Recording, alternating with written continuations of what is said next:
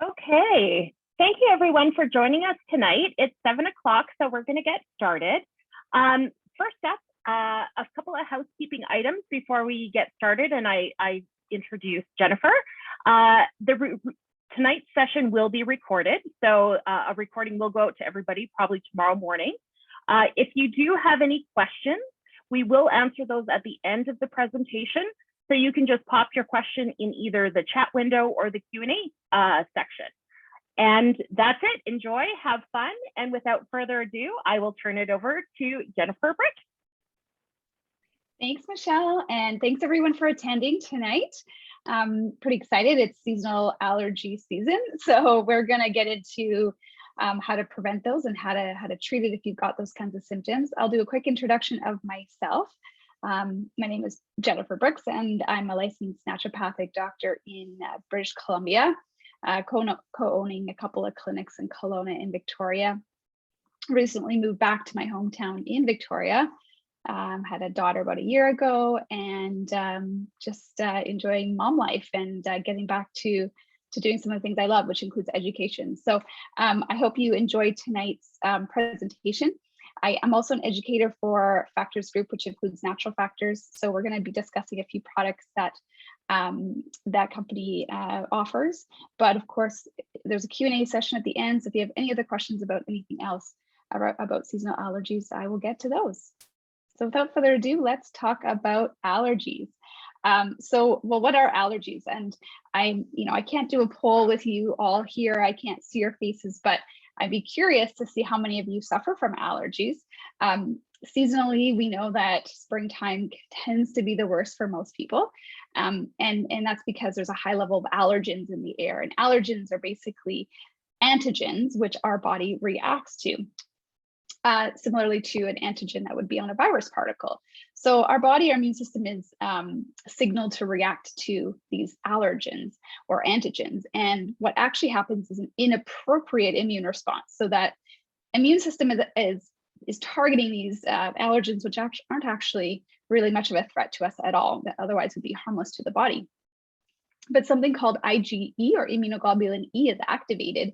And that's what causes that release of histamine and all of those wonderful symptoms that we get at this time of year.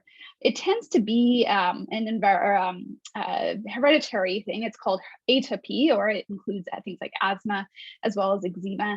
And if you may see that you have a seasonal allergy, your parents may have had that, or your siblings, or even your children. And again, that's because it tends to be hereditary. So let's go to the next slide here. These are some of the typical allergens that we will deal with. Now, of course, I'm not sure where everyone is right at the moment. So you may have spring like we do in Victoria already, or you may be right in the depths of winter still. So springtime, again, tends to be quite bad for many because we have the release of pollen from a lot of the deciduous flower bearing trees, so things like oak, birch, maple, poplar, etc. In the summer, it kind of turns to the grasses and ragweed. So ragweed, Bermuda grass, Johnson grass, ryegrass, etc. Come fall, we have things like ragweed, goldenrod, mugwort, sagebrush, and molds. And then in the winter, we see further allergies to things that are indoors, typically dust, pet dander, household mold, and the dryness of the weather doesn't help either. So how does it impact our body? Well, according to the Canadian Allergy, Asthma and Immunology Foundation, 1 in every 4 to 5 Canadians, so that's about 20 to 25% of us, has allergic rhinitis, which means you get the symptoms of the upper respiratory tract, generally the nose, the eyes, so sneezing, runny nose, etc. We also call this hay fever. Seasonal allergies occur when your immune system overreacts to those triggers. And as I mentioned, year round, if you do have those year round, you could actually be reacting to something inside your home, which could be pet dander, it could be molds in your home, could be also chemicals that are found in household cleaners as well as foods. If you're eating similar things every day, you may be reacting to a particular component. But we're really talking about seasonal allergies today. And what happens is initially that pollen is released, right? We see the beautiful flowers. Unfortunately, they also have pollen. And that pollen is then inhaled, right, generally through your nasal passages. Once in the nasal passages is where they attach sort of to the mucous membranes, and that's when the immunoglobulin E or IgE is triggered. And then those IgEs that look like, basically they're like antibodies, they attach to something called a mast cell, and mast cells will then be triggered to release histamine. And histamine is, again, what is going to cause all those wonderful seasonal allergy symptoms that we suffer from. Now, I've had seasonal allergies.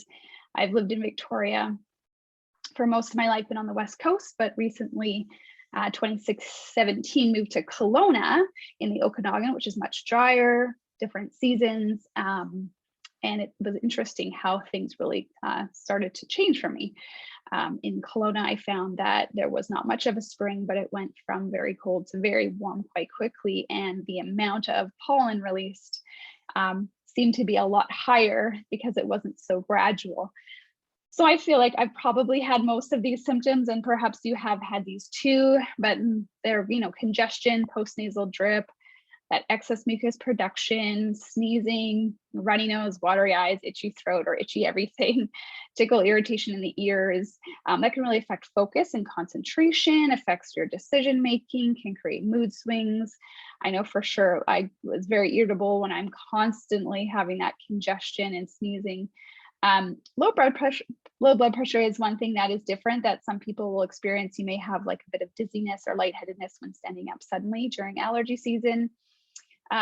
In some, it can evolve into asthma. We can get hives, which is a reaction generally on the skin, which is very itchy, eczema, middle ear infections, and then eventually exhaustion and sleep disorders if we're not sleeping well due to these symptoms. So this is an overview of kind of what happens during an allergy. I mentioned this briefly in a couple slides ago, but what I wanted to highlight is that there are some phytonutrients, vitamins, and some other things that will actually help at different levels of this allergic reaction. So I'm not sure if you can see my cursor, but basically at the top left, you have the mast cells. And when the antigen and the IgE bind to those mast cells, you have the histamine release.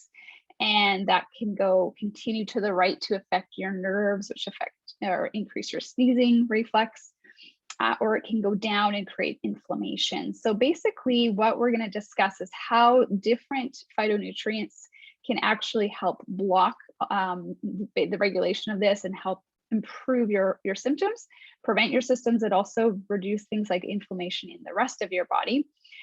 Which can obviously lead to a host of other things if you've got chronic inflammation going on.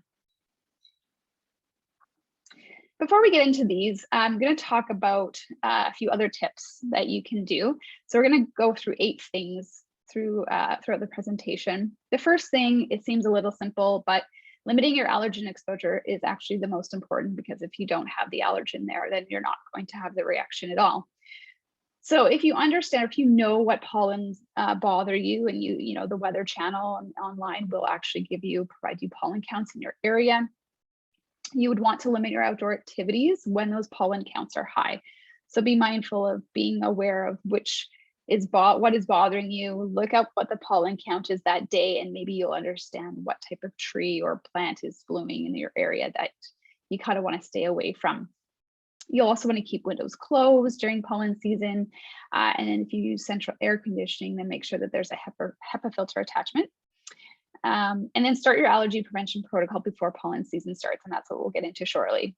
You'll want to bathe and shampoo your hair daily before going to bed, especially if you've been outside. That pollen in your hair can actually really irritate you while you're sleeping and impact your sleep. Again, wash your bedding in hot soapy water once a week. Wear sunglasses and a hat, really just to avoid the falling of pollen into your hair or getting into your eyes. If you have pets that spend a lot of time outdoors, you limit their close contact with them, or give your dog a good brush before he or she comes in. Change and wash your clothes worn during outdoor activities, and make sure you dry your clothes not on an outdoor line, which I hate to say because I'm really an advocate of that for environmental reasons. Or if you just have, honestly, like one of those standing clotheslines that you put inside, that would be better than having an outdoor line where the pollen will just adhere and you'll be inhaling that for a while. All right, the second thing that you can do, which not a lot of people find that fun, but it is very effective, is nasal irrigation. Nasal irrigation is, glorified, basically a neti pot, something like that, where you can flush allergens from the nasal passages and the sinuses, help clear your discharge and really relieve your allergy symptoms. So this is something you can do also on a regular basis when you know that you're exposed to those antigens or allergens, to get them out of the system. If you're interested in doing this, there's lots of different ones on the market, or just simply using a squeeze tube, and you can use distilled water, so slightly warm distilled water, or if you boil tap water and let that cool to 40 degrees or less. And then what you would do is add 1 cup of this water to a ½ teaspoon of table salt and a ½ teaspoon of baking soda.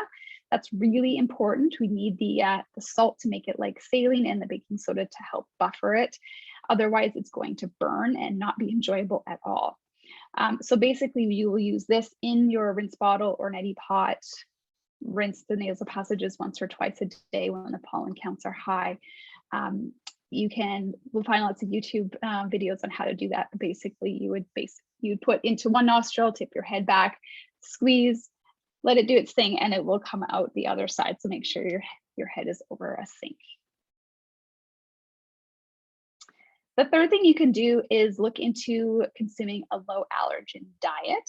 So the theory here is that when you're consuming high allergenic foods, your overall levels of IgE or immunoglobulin E are elevated. And when your levels can be elevated, then you'll be hypervigilant, you'll have more of this IgE circulating, and you'll react more sensitively to pollens and outdoor allergens.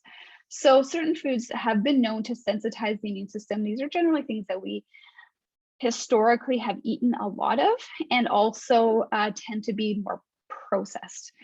So this includes wheat or gluten, dairy, especially casein, and sometimes whey.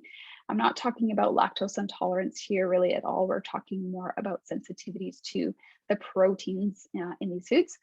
Egg protein, so eggs, soy, and sugar, because sugar increases inflammation. So these are the most common culprits.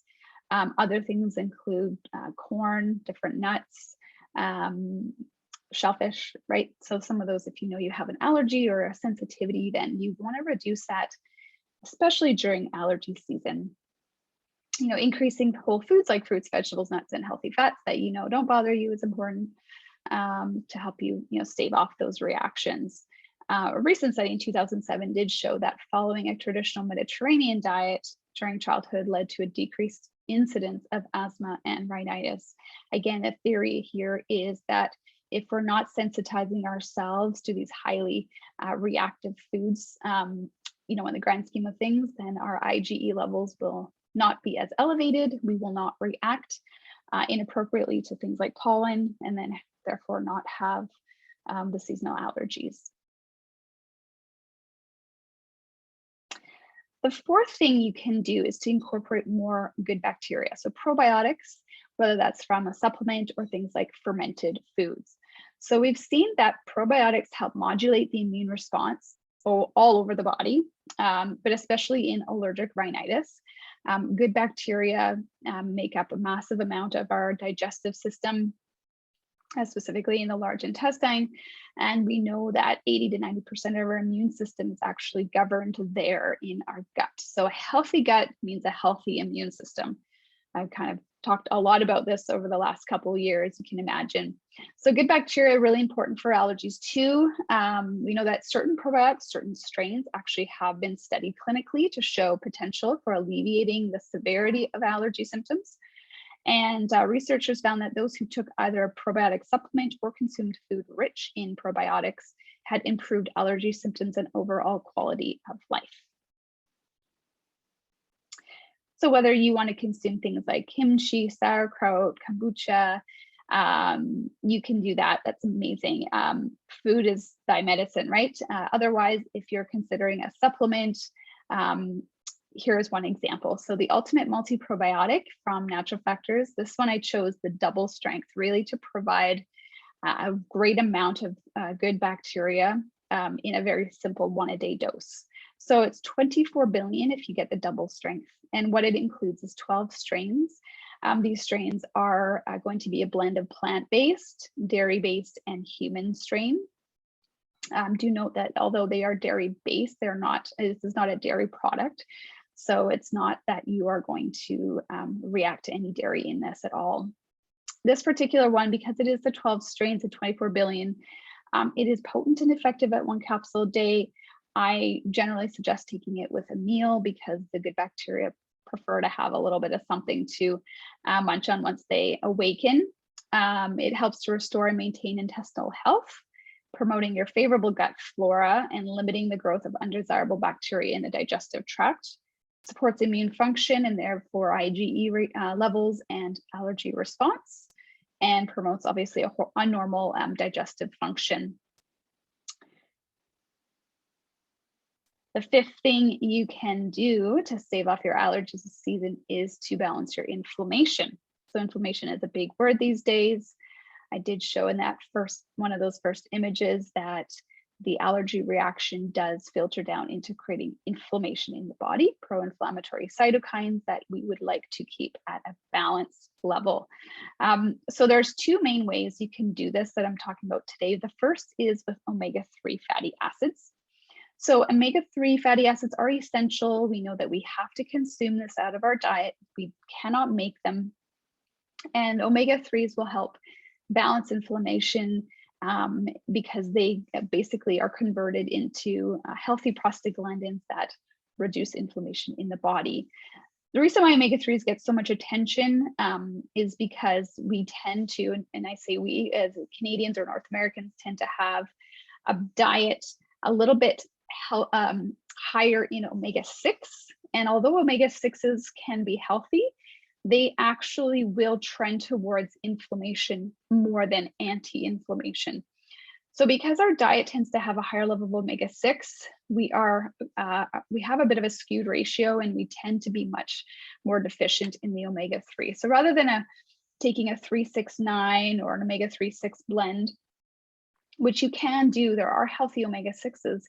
But if you're trying to stave off inflammation at this point and for your seasonal allergies, I generally recommend an omega-3 by itself to help balance.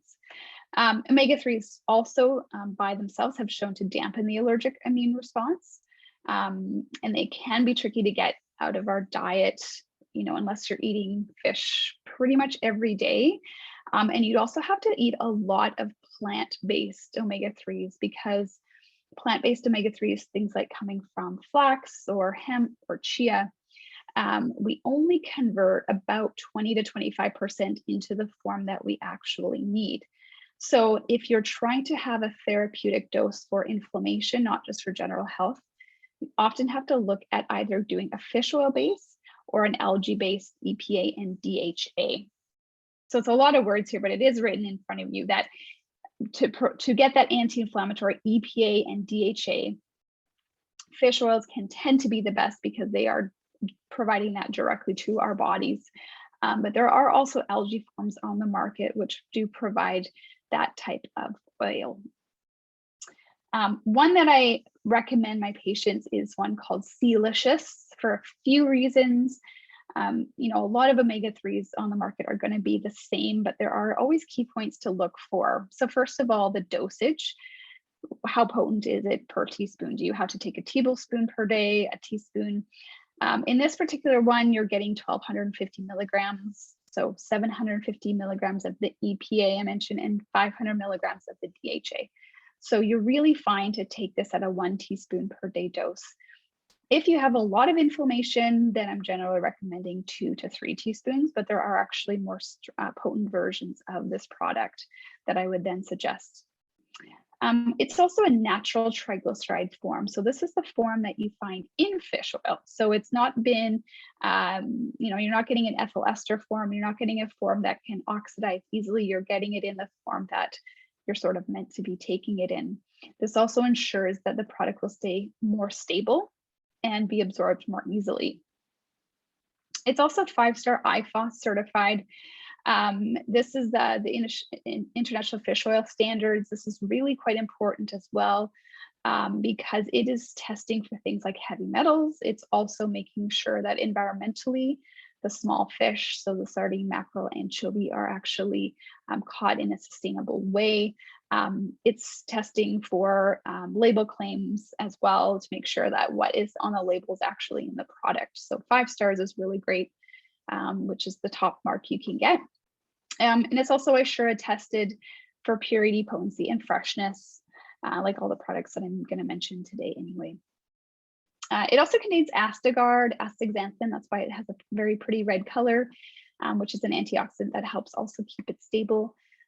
It's about 6,000 times stronger than most antioxidants on the market. So it's a wonderful addition, great for eye health, really, really helpful for things like preventing sunburn, because it can actually help prevent the UV light from damaging your skin cells. And it's delicious tasting. There's no fishy repeat or smell, and it's sweetened with monk fruit, which is a 0 calorie, 0 sugar product coming from monk fruit, but it doesn't have that sort of bitter aftertaste that you sometimes get with things like stevia. All right, so in continuation of balancing inflammation, another really great anti-inflammatory is something called curcumin. Most of you may have heard of curcumin, or at least turmeric. Turmeric root, has been used for thousands of years in many different countries. We do know that countries and communities that eat a lot of turmeric, so daily amounts of turmeric, have very low instances of things like Alzheimer's. And we know that Alzheimer's is in part or more due to neural inflammation or inflammation in the brain. The reason why is because it contains something called curcumin. Curcumin is considered the master switch of inflammation, but it is very hard to obtain from the diet. So if you consume high levels of turmeric, you're going to get some curcumin, but very little amounts. So if you do this for 50, 60 years, great. That's probably going to help you out a lot. But if you're trying to get the benefits of curcumin just during seasonal allergy season, right? If you're just trying to get it to help with your osteoarthritis that you just started getting in your knee, you're going to want to actually get an extract, because the food is not going to provide the curcumin that you're looking for. It's almost impossible to absorb at a therapeutic level when taking only the root. So what you want to look for is an extract, and a curcumin extract that has been clinically shown to actually get into your bloodstream. So when you can get a curcumin in a free form or a water dispersible form, we find that the curcumin will enter the body, enter your blood, and actually can also cross the blood-brain barrier. And that's why it can create the anti-inflammation essentially everywhere. In the body, curcumin circulates as something called curcumin glucuronide, or COG, which is acted on by an enzyme called glucuronidase to liberate that curcumin. And when your body has inflammation, more of that enzyme will be produced to free up that curcumin. We know that around cancer and inflammatory tissues, there is a lot of that enzyme activity, and that's essential to free up that curcumin to act where it needs to go. So in addition to reducing inflammation, curcumin has been shown directly to affect seasonal allergies by alleviating nasal symptoms, such as sneezing, runny nose, and nasal congestion.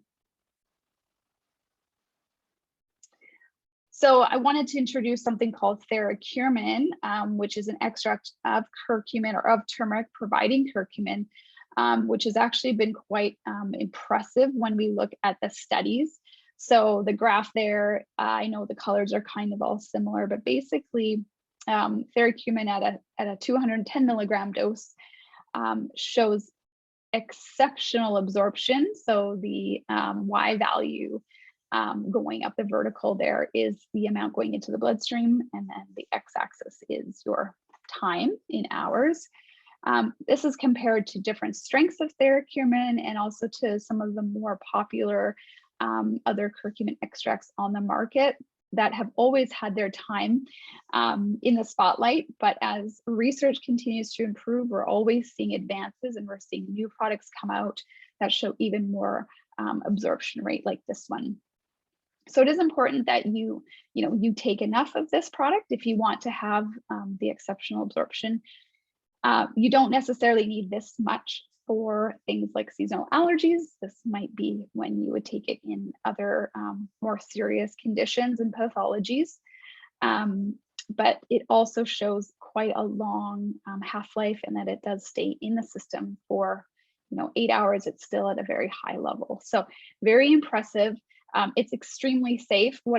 It's created by mixing curcumin with gum from the gaddy tree, and then it's mechanically ground down and evenly dispersed using a wet grinding mill to reduce its particle size. So it's not using any chemicals, which we also see in some of the competitors, unfortunately. So it's not going to hurt you. It's not going to accumulate in your body.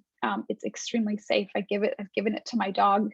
And although there's no studies in children or breastfeeding or pregnant women, there's not really any suggestion that that would be a problem. The only time you might not want to take something like this is if you're on a blood thinner or if you had an allergy to turmeric. So CURCUMINRICH is from Natural Factors, and it's one brand that provides THERACURMIN. You can find it there. Right now, currently, it's still considered the #1 absorbed form of curcumin. It provides free curcumin that is 100 times smaller than your regular curcumin. And it actually has more double-blind clinical trials than any other product, curcumin in it on the market right now. So we know that it's absorbed very quickly. It stays in the blood for a long time. It's a great alternative to NSAIDs, so non-steroidal anti-inflammatory drugs. If you do take, aspirin or ibuprofen for pain, I do know a lot of patients that have tried this for things like headaches, wrist pain, like overuse, rotator cuff issues, things like that. And they do find that it helps significantly. There's no toxicity with this, so it's extremely stable. You're able to try to take a lot if you had to. I generally just say start with one and see how it works, and then increase as needed. Generally for our seasonal allergies though, we're looking at 1 or 2 per day, and they actually offer a double strength as well, which might be simpler, and you can just take 1 per day. We know that it stays a long time in the bloodstream, so it will help with the inflammation that you're exposed to during allergy season. All right, the 6th thing we want to do is support our barriers. So we have multiple barriers. 2 of the main ones are our skin and our mucous membranes on the inside.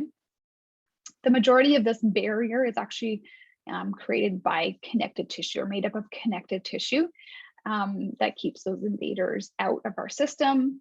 And most of our connective tissue, especially our skin, is made out of something called collagen. Collagen is a big thing right now. So you've probably heard about collagen and taking collagen. You can also support your collagen levels in connective tissue with something called vitamin C. Very simple vitamin that, again, most of you are probably taking or getting in your diet. But taking more vitamin C, or a significant amount clinically, will help with stimulating collagen synthesis. Vitamin C is also considered a bit of an antihistamine, so we know that it also helps with reducing allergic rhinitis symptoms like your runny nose, congestion, sneezing, and watery eyes. It's also considered support to help your lung function and reduce the risk of asthma attacks. So vitamin C, I generally recommend 1,000 milligrams twice a day. So if you're taking, a 250 or a 500, make sure you take 1,000 at a time, and then do that about 8 to 12 hours apart so that you can provide that support throughout the day. Vitamin C is a water soluble vitamin, so we pee it out if you take too much. We don't store it. The other thing that could happen if you take too much at one time is you'll get a bit of a loose bowel movement. So that's a bit of a sign that your ability to absorb has maxed out. So if you take 1,000 milligrams at one time, and a few hours later you have a bit of a looser bowel movement, you may want to back down to 500 and take that more frequently throughout the day, but not in such huge amounts at once. I find that, if I'm suffering from a cold or flu, my need for vitamin C goes up, and I can actually tolerate taking a lot more when I'm sick.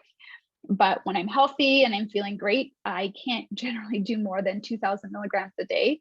So it's a way you can kind of test your bowel tolerance to see how much you might need.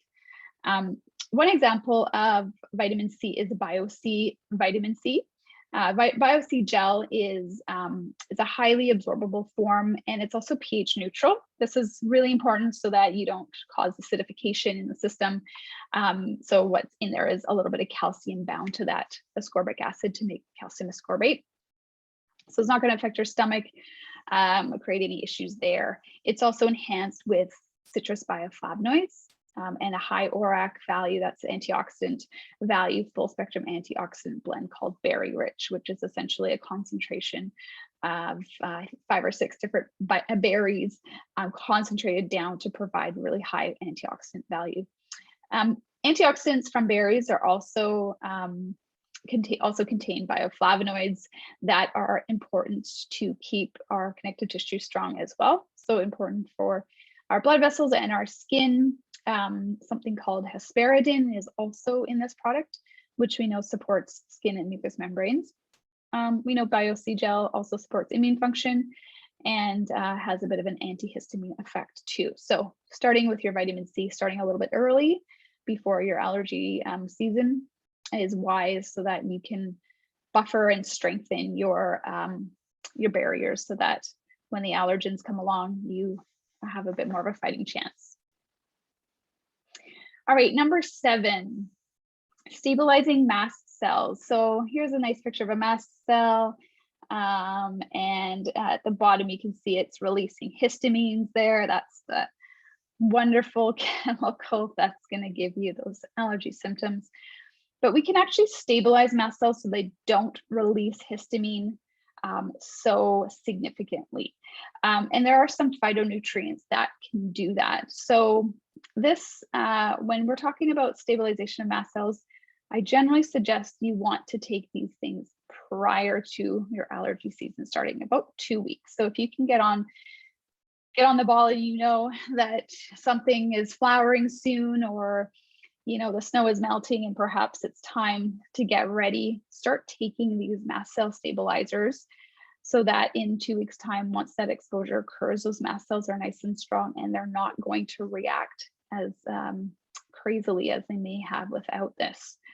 So we'll talk about something called quercetin. Quercetin has been in the news a lot for other reasons, but it is a nutrient. It's a phytonutrient that provides antioxidant protection and exerts benefits on these mast cells, on the nasal symptoms, but in research recently, it's actually been shown specifically to support also the eye or ocular symptoms that you get. So here I said taking 4 weeks. 2 weeks is probably enough, but the 4 weeks is because a lot of the time, especially in Canada, we don't have a very reliable start to spring, or it could start and stop and come back or hibernate. We don't know. So 4 weeks will give you probably the best bet to protect yourself. But if we're more accurate with our seasons, then 2 weeks should probably be just fine. So again, lots of quercetin products on the market, and there's lots of different forms, even that Natural Factors provides. They have come out with a new one called LIPOMICEL Matrix, which is unique and similar in the way to the curcumin product that I mentioned. So quercetin is also very difficult to absorb, although you can get it in things like onions and apples and some other fruits and vegetables. You do need a lot, so you need to eat a lot of that. And then again, it's very difficult to absorb. So what this particular product has done is created what's called a micelle, or sort of like a fatty layer around the quercetin, so that it allows for up to a 10 times greater absorption. So not only can you get a lot in one pill, but if you're looking for a therapeutic amount, you can take 10 times less than regular quercetin. And it's not 10 times more expensive. So it's something to definitely consider if you get pill fatigue and you really don't want to be taking a ton of pills. Quercetin itself has a lot of benefits because it is an antioxidant. We know antiviral benefits. We've seen blood vessel support, endothelial support, and of course for allergies. Like the curcumin, it's very safe and non-toxic. Quercetin actually, in fact, has the same safety rating as water, as our drinking water, you know, our healthy drinking water. So again, it's not something you can overdose on or have a toxicity or have it build up in your system. So if you take 250 milligrams in this case, it would be equivalent to about 2,500 milligrams of quercetin. So again, you're simplifying, you're not taking as much, but you're getting that effectiveness to help prevent those allergy symptoms. All right, and number 8. So our last one is to prevent sinusitis and bronchitis. So this is what can happen if you suffer from allergies. It can travel into the sinuses or down into the lungs. So inflammation of both of these areas is something we want to reduce, because then infection can set in, and a sinus infection or bronchial infection then generally requires more treatment. Whether we have to do an antibiotic or not, that's not something we necessarily want to be doing on a regular basis. So if you've ever suffered from sinusitis, you know exactly how this feels, that facial pain, headaches, congestion. It can really affect concentration and mood. It's, unrelenting, and it's very, creates a lot of effect on quality of life. Now, again, if you are familiar with sinusitis, if you do have a fever with that, do see your healthcare practitioner, because it's likely an infection and there would be a whole other sort of treatment protocol for this. But if you want to prevent it, or if you do have the inflammation in your sinuses or bronchioles, want to do 2 things, and that would be supporting that with something called an expectorant and a mucolytic. So an expectorant is something that will help thin out the mucus or the phlegm in your airways, and also help bring it up and out of your lungs or out of the nose. It can also soothe the airways, so you can get both what they call stimulating expectorants and soothing expectorants. And then mucolytics are more like the name, they break down mucus. So not just thinning it out, but actually breaking it down to allow your body to actually remove it. So it makes the mucus less sticky and less thick, so that you can easily cough it up and get it out of the system. Mucolytics can be pharmaceutical in nature, or expectorants can be the same, pharmaceutical in nature, or they can be herbal. So today we're talking about natural options. So the lung, bronchial, and sinus health, one of Natural Factor's oldest and tested products. I've heard so many good things about this from friends and people at health food stores and patients as well, where they've used this particular product. It's a great formula. It contains both expectorants and mucolytics. It also contains soothing things to help with a cough if you do have one. So N-acetylcysteine, or NAC, and bromelain are both a very good mucolytics. Bromelain is also an enzyme. If you're taking that, you know that it's good for digestion, but it does the same thing to your mucus. It will help digest mucus. Marshmallow root extract is soothing. Mullein, also very soothing, while cherry bark can calm coughs. Horehound extract and ivy extract, also great as expectorants to help you eliminate and remove that phlegm or mucus. So this one relieves sinus and respiratory congestion by thinning out the mucus and phlegm. It soothes your irritated airways, calms dry coughs. It's also anti-inflammatory, and it is a non-drowsy formula, so a good option for people looking to support themselves without taking, something a little bit more on the pharmaceutical side, which could impact awareness and energy. The recommended dose for this one is to take 1 to 2 tablets 3 times per day. And that's really so that you can keep getting the benefit and you can keep breaking down the mucus and expectorating things throughout the day. So that's quite important, the timing. I've always been curious on the label. I do think it says to take with food, but I actually suggest taking it away from food. And that's because of the bromelain. So bromelain, like I mentioned, is a digestive enzyme. If you take it with food, probably mostly going to be utilized by digesting your food rather than maintaining its activity, being absorbed intact into the bloodstream and going into the areas like the lungs and the sinuses and breaking down the mucus. So on an empty stomach, that has more chance of having a good effect in that area. With food is just going to help with if you, have sensitivity, or if you have, if you're not sure how it may make you feel. But generally, I suggest, herbal things, and if you're wanting to break down something like inflammation or mucus, try it on an empty stomach for the absorption rate as well as the effectiveness. All right, now I will mention, I think I mentioned it quickly when I discussed the fish oil, but if you're unfamiliar with Ishura, it's something that I think Canadians, actually everyone around the world, should be aware of, because it is becoming more and more of an issue. We saw this in the United States.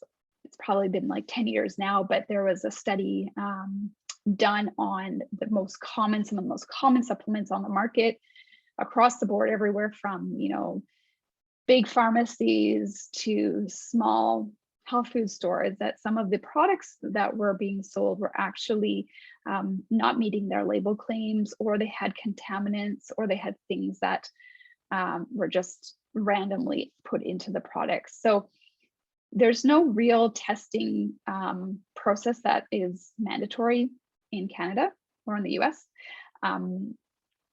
But there is something now called Ishura, which is Canadian, which is great to know, and actually considered the world's best in contaminant and GMO testing.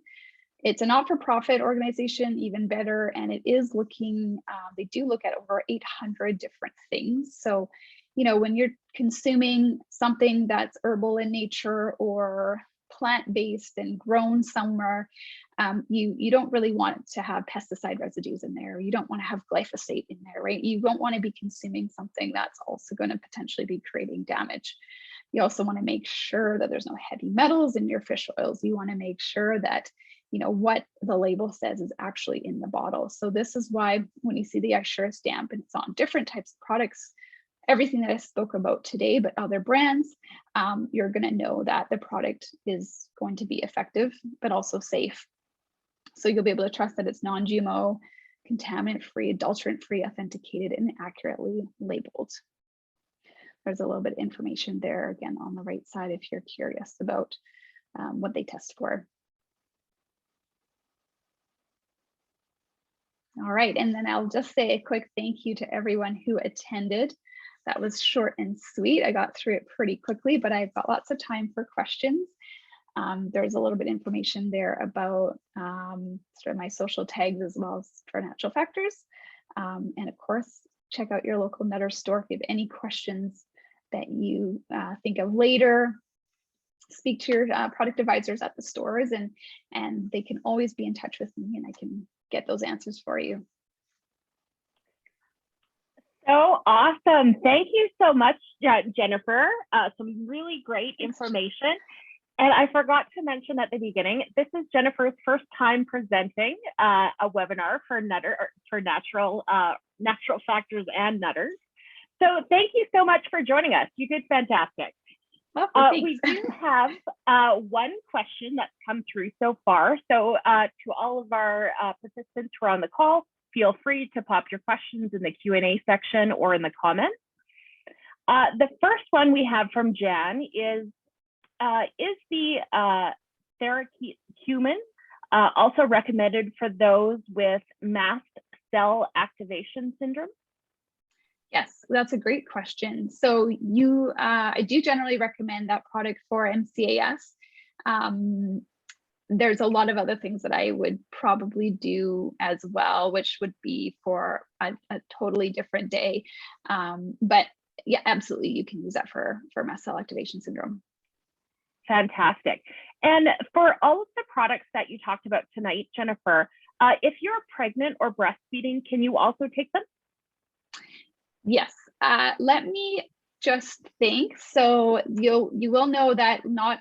So I say this with an asterisk, I guess. There's going to be labels because Health Canada mandates that certain things have to be written on labels. And in the cases of pregnancy, breastfeeding, and in children, they don't do studies. So you're going to see the blanket statement on most of the products not to, or to speak to your healthcare practitioner. Now, if you have a healthy pregnancy and a healthy baby and that you're breastfeeding, for example, I'm trying to think of all the products. The fish oil, absolutely. Of course, we want to be taking fish oils during pregnancy and breastfeeding. Vitamin C, yes, absolutely. We don't want to be pushing the vitamin C so that we get a lot of the loose stools. We don't want to aggravate that in pregnancy. So you may want to dose that a little bit lighter. The quercetin is safe. The THERACURMIN is safe. The only one I guess would be the last final product, the herbal one, the bronchial sinus health. That one I would leave out for pregnancy and breastfeeding and children. The herbal constituents in there are safe. However, those are going to be the ones that are it could create a little bit of buildup. I can't see what it would cause in my mind, but I would just caution that one. Perfect. Is the lung and bronchial and sinus health okay for a diabetic to take? Yes, absolutely. Perfect. And sorry, I'm going to butcher this, the pronunciation of it. I can't even get the words out of my mouth. Quercetin, is that right? Yep, the quercetin. Yep. Thank you. Close enough. That can make this listener's stomach upset. Is there a way around that? Like, can you take it with food, or is there some way to combat maybe an upset stomach that can go along with that? Totally. So I'd be curious what form. There's different forms on the market. There's plain quercetin. There's something called EMIQ, which is a water soluble, and then there's the LIPOMICEL, which is fat soluble. So depending on the one that you're taking, the plain quercetin, like I mentioned, you're not going to absorb very much. So it might be sticking around in the stomach and not going into the bloodstream. So you might want to switch away from that. If you're taking the EMIQ, which is the water soluble one, you can take that with food, any kind of food generally, to help with that. And if you're taking the LIPOMICEL and that's bothering your stomach, then you could take that with food, but make sure there's a little bit of fat in there. So good oils, if it's a salad with salad dressing, for example, or avocado, or healthy meats that have fat, then that will help with the LIPOMICEL, and the stomach upset. Fantastic. Recommendations for alternatives if allergic to fish? Oh, absolutely. So if you're looking for EPA and DHA, you can find those in an algae-based product. There's different ones on the market. There is a marine algae from Whole Earth and Sea. There's, if you go to a Nutter's, I'm sure you'll find several different options. So algae-based ones are going to have the two important omega-3s. If you do a plant-based, so flax, hemp, chia, for example, you do be aware that you'll have to take more of that to actually get or guarantee that you're going to get the actual conversion to EPA and DHA. Some people will actually go and do blood testing through their through private testing and get their omega-3 assessed, and it will break down all of the different omegas. So if you are allergic to fish, or if you're a vegan and you don't consume animal products, but you'd like to know where your levels are at, that might be something to know. And then you'll know exactly, how much you're getting from the plant sources you're taking, and you may or may not have to supplement as much. Wonderful. Is there anything that you recommend that's fast acting? For allergies? Yes. Besides like that medication. Well, I can say a story that I heard, but I don't really, I wouldn't suggest this in an allergy attack ever. Obviously, if you had an allergy attack, you want to do Benadryl or, EpiPen or something if it's an emergency, right? It's going to deal with the histamine reaction immediately.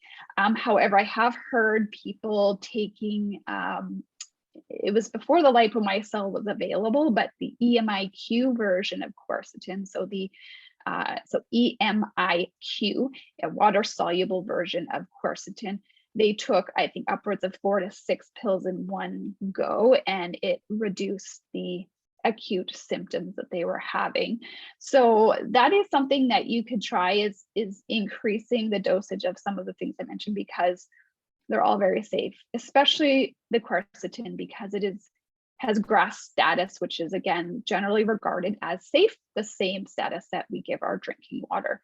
So you know, outside of pharmaceuticals, quercetin would probably be the one, but if you do try to be proactive, I know it's difficult, but taking some of these things 2 to 3 weeks or 4 weeks ahead of time, you should have a dramatic reduction in your symptoms once the pollen comes out.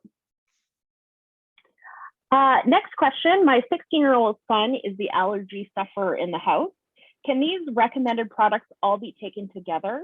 He also takes creatine, and any issues adding that to it? I can't get him to rinse. Is a saline spray effective? Yes, you could try saline spray. It's going to help. It's not going to flush as much. It's going to be more moisturizing the mucous membranes and protecting them, because if they get dry and cracked, you know, from blowing your nose or whatever, then they're more susceptible to getting more allergy because the barrier has been broken.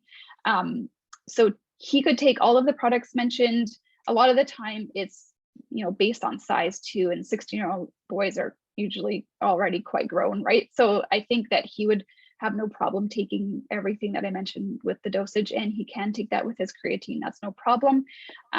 In terms of the timing, you can take everything I mentioned together if you wanted. The lung, bronchial, and sinus health, though, I do suggest on an empty stomach more so because of that bromelain, but the others, the probiotic and the fish oil and THERACURMIN, vitamin C, I think I got it all. Those can all be taken really at once, at one time, no problem. And what about dosages for children? And do you have recommendations for children who, or even adults who have problem taking pills? Is there other formats that these products come in, whether a powder? Can you crack open the capsules? Can you talk a little bit more about that? Definitely. So probiotics, we'll start there, safe in kids and adults, and you can get powder versions, you can get less stronger versions. So I mentioned the double strength because we really want to encourage a healthy gut and immune system. They've done studies on, you know, upwards of 300 billion in children, so 24 billion really isn't a lot. But yes, you can open that capsule, you can put that into food, no problem. The fish oil is an oil, so easy to take in that way. You could add that to smoothies. You can add the probiotic to smoothies as well if you want. The vitamin C, you can find, this particular one is a BIOCGEL, so it's actually a liquid inside and it's a buffered version. So you probably wouldn't be chewing on that. You can find other calcium ascorbate powders. So with children, I do recommend making sure you get a buffered vitamin C. There's lots of tablets as well for kid-friendly vitamin C chewables on the market. Really, really important to make sure it's buffered, because if you do straight ascorbic acid, that's really bad for tooth enamel. So for children, taking that, not a good idea. Look for a powder and mix it into the smoothie. What else? The quercetin is a liquid, so really you're going to have to swallow that pill. And same with the lung, bronchial, sinus. I don't know what that powder would taste like if you make it into a tea. It might not taste that good, but you could try. Perfect. Beverly asks, I get laryngitis with allergies. Is there anything I can do to prevent this, or is there a remedy available? Well, you can take all of these things to help obviously prevent that allergy reaction.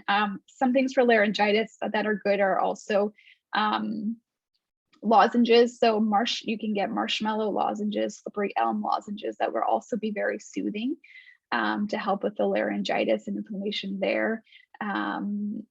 You can, let's see, what else would you do? Zinc lozenges you could also try.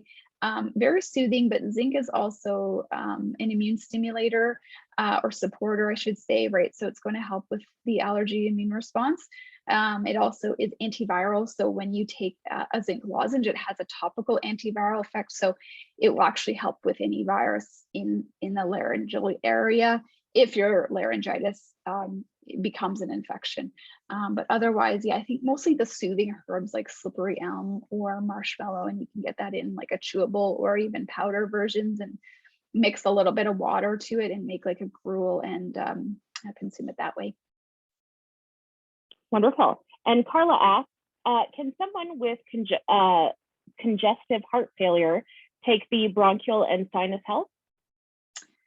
I would have to see the medication. So that one I would put an asterisk, and I don't have the bottle in front of me. I'm sorry to read all the fine print. But if Carla wants to, I think it was Carla, wants to provide an email, I can get back to you and you can get back to her with that specific question or an answer to that question. Fantastic. And our last question that we have is from Jan. Many supplements and vitamins are in pill or capsule form. For the suggestions you have, seeing that many products can be taken as a liquid or be breaking, or can many of these be taken as a liquid or breaking apart the capsules? So similar to what you had answered already. Yeah, and you know what? Thank you for reminding me, because I forgot about the THERACURMIN. That one is also excellent to be opened up. So I do recommend this for elderly people that can't swallow pills. It's also how I gave it to my dog. Because the THERACURMIN is water dispersible, which is the unique property of it, why it's so absorbable. You can actually, if you were to put it into a glass of water and just let it do its thing, it will disperse evenly and create this like beautiful yellowy orange drink, and it's tasteless. So it doesn't taste like anything because it's curcumin. It's not turmeric, so it's not the actual spice component, it's the curcumin. So you know, we used to joke like you could, because it's so good at detoxification as well, you can, you know, make a martini out of the THERACURMIN and not worry about feeling the bad effects because it works so well. But it's perfect as a drink. It's great again in your animal's water. Be mindful that it does, it can stain. So, you know, you don't want to get it on anything because it's quite potent that way. But for sure, that's a great one to put into your water. Fantastic. Oh, itchy eyes. Any recommendation for somebody who gets the itchy eyes when the allergy season comes up? For sure, the quercetin. That one is specific for the ocular symptoms. And you can find, you know, eye drops and things like that, mostly just based with saline, like tears, that will help to flush out. So you really want to be making sure you're getting the allergen out of the eyes so that you that reaction stops. But the quercetin for sure, and yeah, wearing sunglasses and wearing, you know, protective things so that the pollen doesn't get in there in the first place. Wonderful. Again, Jennifer, thank you so much. Such great information that you provided tonight. And again, if you have any questions in regards to the products that were discussed or questions in general about supplements, allergies, anything, stop into your local Nutters, talk to the vitamins manager, talk to any one of our associates. They'd be happy to help. Thanks again, everybody. That's it for us tonight, and we hope to see you next month for our next webinar. Thanks, everyone. Thanks, Michelle. See you.